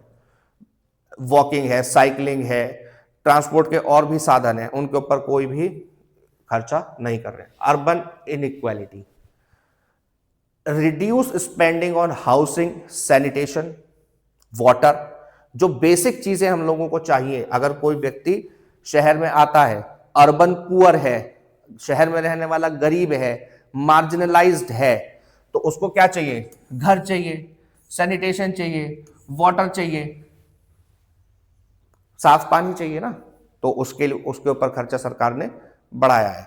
वीक म्यूनिसिपैलिटी कैपेसिटी, जब वीक म्यूनिसिपैलिटी कैपेसिटी होगी तो और ज्यादा वो चीजें इफेक्ट करेंगी। क्लाइमेट वल्नरेबिलिटी, अब खर्चा कम करेंगे तो फिर हम जो हमारे शहर हैं उनको heat wave, floods, water stress से कैसे बचाएंगे। अभी आप लोग देख लीजिए, दिल्ली के अंदर एक जगह है बुराड़ी, या दिल्ली यूपी बॉर्डर है इधर, उसके ऊपर पानी भरा रहता है घुटनों घुटनों तक। तो जब अर्बन स्पेंडिंग कम होगी तो ये सारी समस्याओं का हल कैसे होगा, ठीक है। जबकि जो अर्बन इंडिया है 60% जीडीपी को कंट्रीब्यूट करता है, जॉब्स, प्रोडक्टिविटी, इनोवेशन सब सिटीज में हो रहे हैं, गांव में नहीं हो रहे, ठीक है। तो lower productivity, poor quality life, weaker global competitiveness, अगर हम ये क्रिएट करेंगे तो फिर कैपेक्स को जो खर्चा किया उसका क्या फायदा होगा, उसका मतलब फायदा कैसे मिलेगा एट लास्ट, है ना। अब स्पेस सेक्टर का देख लेते हैं कि स्पेस सेक्टर पे सरकार ने किस तरीके से खर्चा किया है ना। तो भाई इसरो अब जैसे थोड़ा सा रिवाइव हुआ है थोड़ा सा, तो इसरो के ऊपर मिशन लॉन्च कैपेबिलिटी और इंफ्रास्ट्रक्चर को बढ़ाने के लिए फोकस किया गया है। कोविड के डिसरप्शंस के बाद से इसको रिकवरी की तरह देखा जा रहा है। इन स्पेस के ऊपर देखिए funding largely covers administrative and promotional roles. तो इन स्पेस का काम यही है कि प्रमोशनल रोल्स हैं इसके, जो नए नए स्टार्टअप्स आ रहे हैं स्पेस टेक्नोलॉजी के अंदर, या कोई प्राइवेट कंपनी है तो उसका इसरो के साथ जो कनेक्शन है वो इन स्पेस के थ्रू होता है।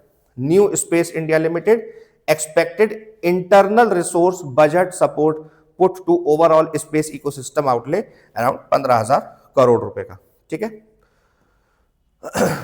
अब यहां पर इसका भी थोड़ा सा क्रिटिसिज्म किया जा रहा है, कह रहे हैं कि भाई इनको क्या करना चाहिए था, जीएसटी स्ट्रक्चर को थोड़ा सा रिफॉर्म करना चाहिए था, क्योंकि स्पेस फर्म्स जो भी हैं वो जब इंपोर्टेड पार्ट्स खरीदते हैं, कंपोनेंट्स खरीदते हैं, तो उसके ऊपर जीएसटी लगता है, लेकिन जब वो फाइनल प्रोडक्ट को तैयार करके बेचते हैं तो उसके ऊपर जीएसटी नहीं लगता। तो इसको यहां पर रिफॉर्म की जरूरत है, ताकि make in India space hardware ये इसको बढ़ाया जा सके। No PLI space manufacturing, PLI space manufacturing की डिमांड थी। पीएलआई क्या होता है, production linked scheme, production linked incentive scheme. Production linked incentive क्या होते हैं कि आप प्रोडक्शन करेंगे, अगर किसी चीज का प्रोडक्शन है उसको बढ़ा रहे हैं या कोई प्रोडक्शन कर रहे हैं, तो उसके प्रोडक्शन के लिए सरकार की तरफ से आपको क्या मिलता है, इंसेंटिव्स मिलते हैं। ठीक है, तो उसको यहां पर लाने की जरूरत थी। एक यहां पर आर&डी और कॉमर्शियल रेवेन्यू इसमें करने की जरूरत थी, लिमिटेड कैपिटल इन्वेस्टमेंट किया गया, limited financial de risking, cheap venture, unlike US, India space startup lab, cheap venture debt उनको मिलना चाहिए, venture debt cheap, state back guarantees मिलनी चाहिए, टैक्स क्रेडिट फॉर आर&डी मिलना चाहिए, रिसर्च एंड डेवलपमेंट नहीं होगा तो वो आगे कैसे पढ़ेंगे स्पेस में, है ना। पॉजिटिव स्टेप क्या है, 1,000 करोड़ का वेंचर कैपिटल फंड दिया गया है, अनाउंस, जो कि पहले ही अनाउंस किया गया था इन स्पेस के द्वारा, इन स्पेस में, है ना, to help startup partially but too small to address structural bottlenecks, जो कि काफी कम है स्ट्रक्चरल बॉटलनेक्स से फाइट करने के लिए, उसको ओवरकम करने के लिए। तो ये था हमारा बजट का एक ओवरऑल, एक होलिस्टिक वीडियो हमने बनाने की कोशिश की है। इसके बाहर आप लोगों के एग्जाम पॉइंट ऑफ व्यू से बजट, मुझे नहीं लगता कि इसके बाहर कोई क्वेश्चन बन पाएगा। ठीक है, तो इस वीडियो को यहीं पे खत्म करते हैं। मेरा नाम ऋषिराज त्यागी है। आप लोग अगर हमसे जुड़ना चाहते हैं, हम लोग मार्च मंथ के फर्स्ट वीक में क्लैट 2027 के लिए बैच शुरू करने जा रहे हैं। जो भी लोग हमसे जुड़ना चाहते हैं, पीडीएफ के स्टार्टिंग में आप लोगों को, वीडियो के स्टार्टिंग में आप लोगों को मोबाइल नंबर दिख गया होगा, उस पर आप लोग कांटेक्ट कर सकते हैं। क्लैट के बैच के लिए इंक्वायरी ले सकते हैं, फ्री बूट कैंप को आप लोग अटेंड कर सकते हैं। Thank you very much. आज की वीडियो यहीं तक है, धन्यवाद।